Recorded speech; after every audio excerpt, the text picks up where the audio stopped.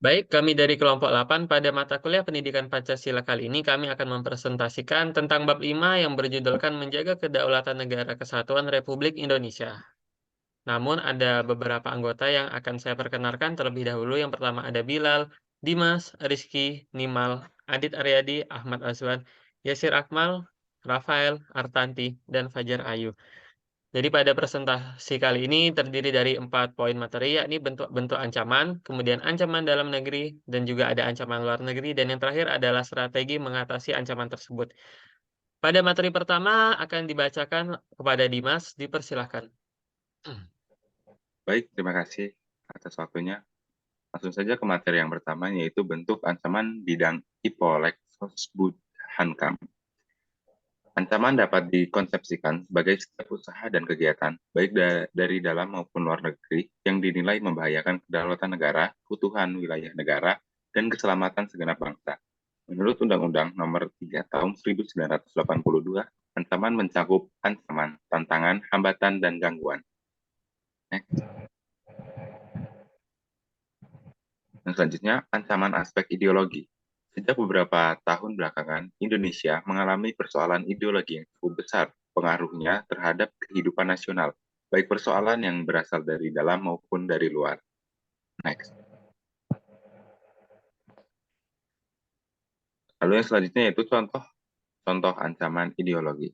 Contoh ancaman aspek ideologi ekstrem kanan. Yang pertama, gerakan Islam revolusioner seperti DI atau TI, MI, DAT, dan Laskar Jihad. Yang kedua, gerakan dakwah Islam ke arah berdirinya khilafah Islamiyah, misalnya HTI. Dan yang ketiga, gerakan Islam untuk pembelaan dan pemurnian Islam. Hal ini dilakukan oleh FPI, Laskar Jihad, FPIS, dan sebagainya. Yang selanjutnya yaitu contoh ancaman aspek ideologi ekstrem kiri. Dalam praktek, komunisme hanya memperlihatkan rasa tidak sukanya terhadap manusia sebagai perseorangan. Sebagai suatu sistem ekonomi, komunisme mengatakan bahwa tidak ada masyarakat atau umat manusia yang telah mencapai penyelesaian yang cocok dalam bidang ekonomi.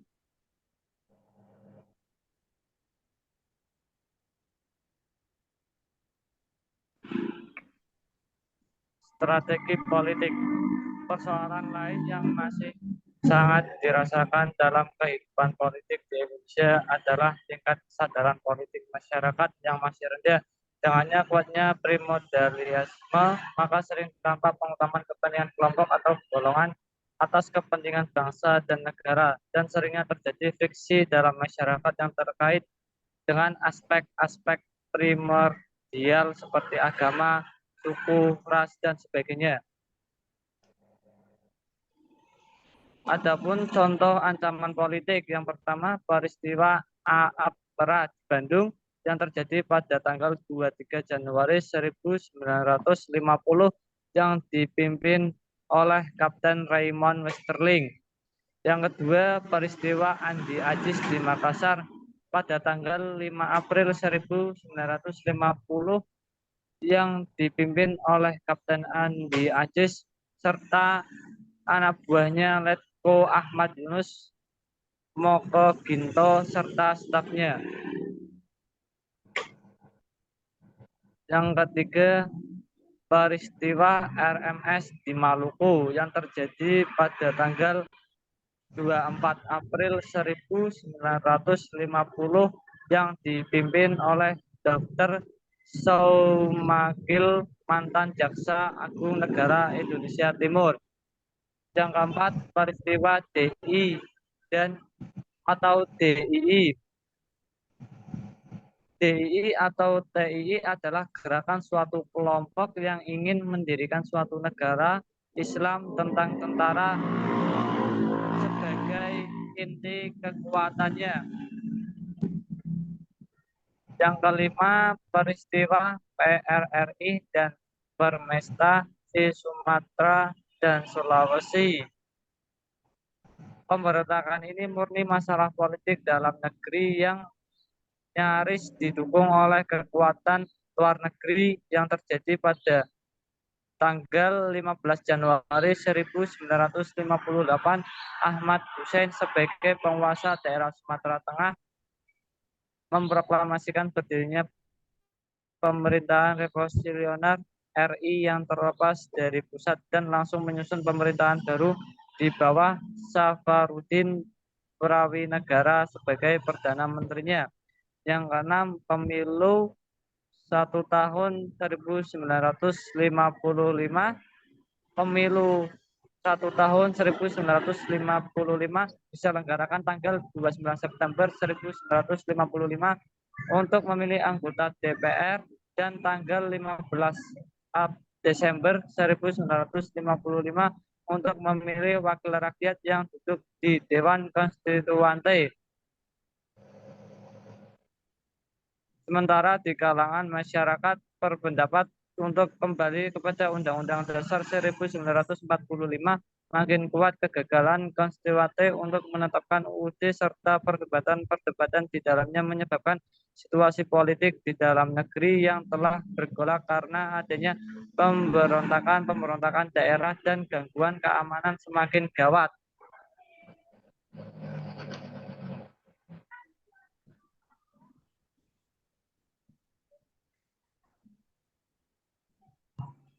Yang selanjutnya adalah ancaman aspek ekonomi. Sistem perekonomian sebagai usaha bersama berarti setiap warga negara mempunyai hak dan kesempatan yang sama dalam menjalankan roda perekonomian untuk mewujudkan kesejahteraan rakyat. Sistem ekonomi kerakyatan maknanya sama dengan demokrasi ekonomi atau partisipatory ekonomi. Dalam pasal 33 Undang-Undang Dasar 1945 dinyatakan bahwa produksi dikerjakan oleh semua untuk semua di bawah pimpinan dan penilikan anggota-anggota masyarakat. Untuk indikator ekonomi nasional yang perlu diperhatikan ini ada 11 poin. Yang pertama, tingkat inflasi dan harga kebutuhan pokok dan BBM itu biaya HPP. Yang kedua, tingkat bunga simpanan dan kredit itu merupakan investasi atau capital budgeting dan ROI. Yang ketiga, defisit atau surplus neraca perdagangan. Yang keempat, anggaran belanja pemerintahan itu besarnya permintaan agregat. Yang kelima, tingkat tabungan perusahaan atau perseorangan. Yang keenam, pendapatan nasional atau daerah dan daya beli konsumen. Yang ketujuh, deregulasi maupun regulasi pemerintah di sektor real. Yang kedelapan, restrukturasi pasar modal, lembaga perbankan dan asuransi. Yang kesembilan, berbagai kebijakan promosi ekspor, investasi, dan perdagangan dalam negeri. Yang kesepuluh, upaya penyehatan BUMN melalui kebijaksanaan perencanaan, efisiensi, dan permodalan, dan program privatisasi. Yang terakhir adalah kebijakan moneter dan perbankan. Sekian dari saya, akan dilanjutkan oleh teman saya. Terima kasih. Baik, yang selanjutnya adalah ancaman aspek sosial budaya.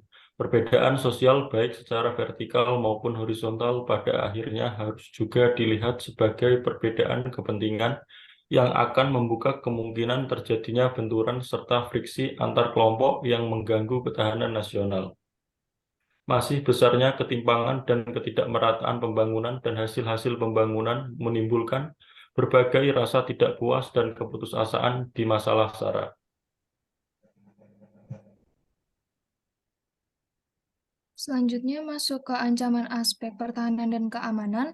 Sesuai dengan konsep wawasan Nusantara, pembangunan kekuatan hankam perlu diarahkan pada upaya mempertahankan seluruh wilayah negara, baik wilayah darat, laut, maupun udara.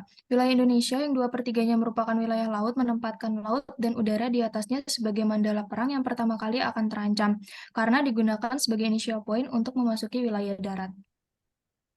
Next. Berikut adalah beberapa peran dalam aspek hankam. Yang pertama, kegiatan intel strategis dalam semua aspek kehidupan nasional. Yang kedua, melaksanakan upaya pertahanan darat, laut, dan udara. Ketiga, memelihara dan menegakkan keamanan dalam negeri secara berlanjut. Yang keempat, membina potensi dan kekuatan wilayah dalam semua aspek nasional. Dan yang kelima, memelihara stabilitas nasional dan ketahanan nasional secara menyeluruh. Next. Berikut adalah beberapa susunan kekuatan untuk menghadapi ancaman pertahanan dan keamanan. Yang pertama, perlawanan bersenjata yang terdiri atas bala nyata, yaitu kekuatan TNI, dan kekuatan cadangan serta bala potensial yang terdiri atas Polri dan Rati sebagai fungsi perlawanan rakyat. Yang kedua, perlawanan tidak bersenjata yang terdiri atas Rati dengan fungsi Tibum, Linra, Kamra, dan Wanra. Dan yang ketiga, komponen pendukung perlawanan bersenjata dan tidak bersenjata sesuai dengan bidang profesinya dengan memanfaatkan semua sumber daya nasional, sarana dan prasarana, serta perlindungan masyarakat terhadap bencana perang dan bencana lainnya. Oke, kemudian ada ancaman dari dalam negeri. Jadi yang pertama ada terorisme internasional, dia memiliki jaringan lintas antar negara. Kemudian ada gerakan separatis, dia berusaha memisahkan diri dari NKRI. Kemudian radikalisme, dia berlatar belakangi tentang primordial etnis, ras, agama, dan ideologi di luar Pancasila. Kemudian ada konflik komunal, kendati pun bersumber pada masalah sosial ekonomi. Kemudian juga ada kejahatan lintas negara, dia berupa penyelundupan barang, senjata, amunisi, dan bahan peledak. Kemudian juga ada imigrasi gelap, dia bertujuan menjadikan Indonesia sebagai batu loncatan untuk ke negara lainnya. Kemudian dari dalam negeri juga ada, dia berupa gangguan keamanan laut seperti pembajakan dan perumpakan, penangkapan ikan secara ilegal, pencemaran, dan perusakan ekosistem. Kemudian pada udara juga ada pembajakan dan juga pelanggaran wilayah udara oleh negara lain. Kemudian juga ada perusakan lingkungan seperti pembakaran hutan pada umumnya dan juga perambahan hutan ilegal. Nah, kemudian juga ada ancaman dari luar berupa agresi, pelanggaran wilayah, spionasi, sabotase, aksi teror, pemberontakan bersenjata, dan yang terakhir perang saudara.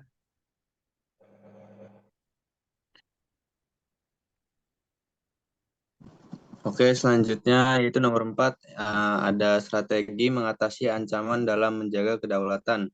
Salah satu tujuan dibentuknya pemerintah negara Indonesia adalah melindungi segenap bangsa Indonesia dan seluruh tumpah darah Indonesia. Atas dasar pemikiran tersebut, pemerintah menyusun dan memperkenalkan sistem pertahanan dan keamanan rakyat semesta Sisan Kamrata. Selama ini pemerintah telah mengeluarkan dana yang cukup besar untuk membangun bidang pertahanan dan keamanan. Next.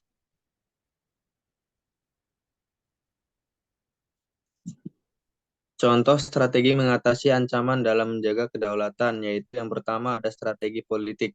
Politik berguna untuk mencapai suatu tujuan dengan menggunakan kekuasaannya yang dapat mengatur output yang berada di tangan pemerintahan kepada input yang terwujud di tangan masyarakat. Kedua hal tersebut mempunyai sifat yang dinamis karena sesuai dengan tingkat kestabilan nasional yang sebagaimana seharusnya diterapkan dalam berbagai macam situasi negeri ini. Keserasian antara output dan input adalah inti dari strategi politik yang diterapkan oleh bangsa Indonesia karena pencerminan dari demokrasi Pancasila yang penyelenggaranya diatur dalam dua hal berikut. Yang pertama, kebebasan individu tidak bersifat mutlak akan tetapi wajib dilaksanakan secara bertanggung jawab dan kebebasan harus melekat pada kepentingan bersama. Yang kedua, ada tidak akan terjadi dominasi mayoritas sebab tidak selaras dengan semangat kekeluargaan yang mengutamakan musyawarah.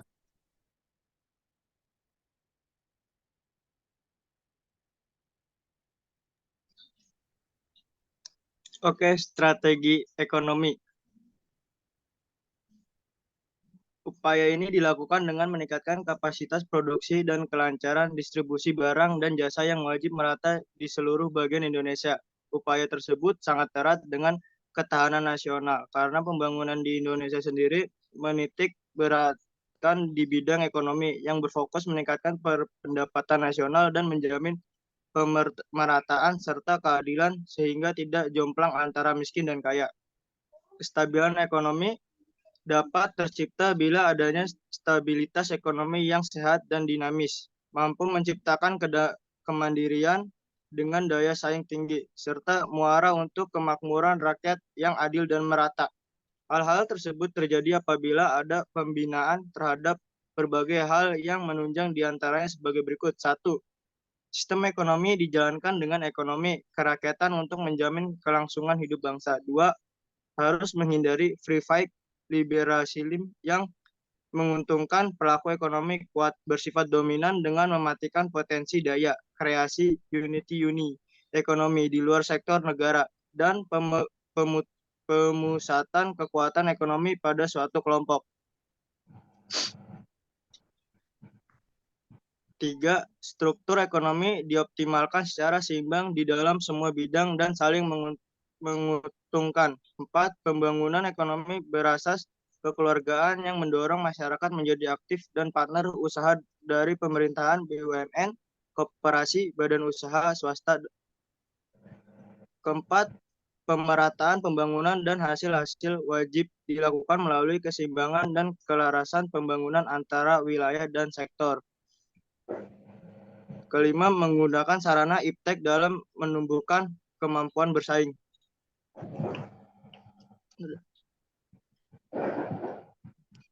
Oke, untuk selanjutnya strategi sosbud sosial budaya. Budaya bangsa yang dijiwai dengan cerminan dari Pancasila yang mampu mengembangkan kekuatan nasional dari segi kehidupan sosial budaya manusia dan masyarakat yang bertakwa pada Tuhan Yang Maha Esa, rukun bersatu, berkualitas dan sejahtera, serta dapat menangkal budaya yang tidak sesuai dengan Indonesia. Ketahanan budaya merupakan pengembangan potensi masyarakat berdasarkan nilai-nilai Pancasila yang terwujud ke aturan, tuntunan, sikap, dan tingkah laku bangsa guna memberi landasan semangat jiwa yang ciri khas dari bangsa Indonesia. Sebesar apapun kita memaknai ketahanan budaya, tetapi perubahan sosial akan tetap terjadi di kalangan masyarakat dan tidak dapat dicegah. Sekarang tinggal bagaimana cara kita untuk mengarahkan masyarakat untuk dapat menghadapi perubahan sosial agar tidak menimbulkan ancaman, yakni kita dapat menjaga keharmonisan dalam kehidupan bersosial, menjaga keselarasan, dan juga keseimbangan. Oke, next.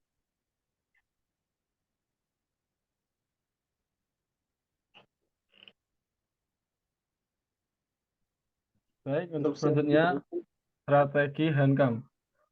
Hankam sendiri dilakukan tidak hanya oleh aparatur negara saja, melainkan seluruh rakyat diminta juga untuk ikut serta dalam upaya menjaga Hankam dengan mampu memelihara stabilitas pertahanan dan keamanan negara yang dinamis, mengembangkan pembangunan dan hasil-hasilnya, serta kemampuan mempertahankan kedaulatan negara dan menangkal segala bentuk ancaman. Baik, jadi tadi adalah presentasi dari kelompok 8 mengenai bab 5. Bila ada salah-salah kata, mohon dimaafkan. Terima kasih. Assalamualaikum warahmatullahi wabarakatuh. Waalaikumsalam warahmatullahi wabarakatuh.